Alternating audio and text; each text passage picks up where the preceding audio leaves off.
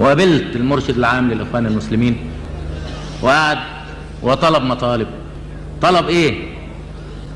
اول حاجة قال لي يجب ان تقيم الحجاب في مصر وتخلي كل واحدة تمشي في الشارع تلبس طرحة.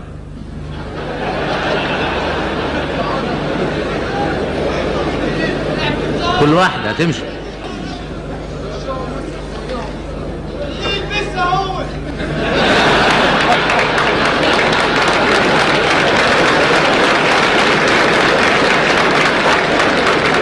وانا قلت له يعني اذا الواحد قال هذا الكلام بيقولوا رجعنا لايام الحاكم بامر الله اللي كان بيخلي الناس ما يمشوش بالنهار ويمشوا بالليل.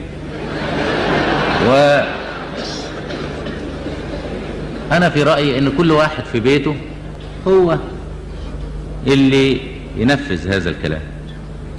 فقال لي لا انت باعتبارك الحاكم مسؤول. قلت له يا استاذ انت ليك بنت في كلية الطب مش لابسة طرحة ولا حاجة، ما لبستهاش طرحة ليه؟ ده كنت انت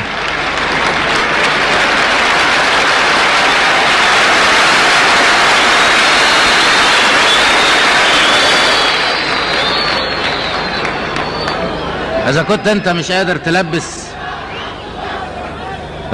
مش قادر تلبس بنت واحدة اللي هي بنتك طرحة، عايزنا ننزل البس 10 مليون طرح في البلد الناس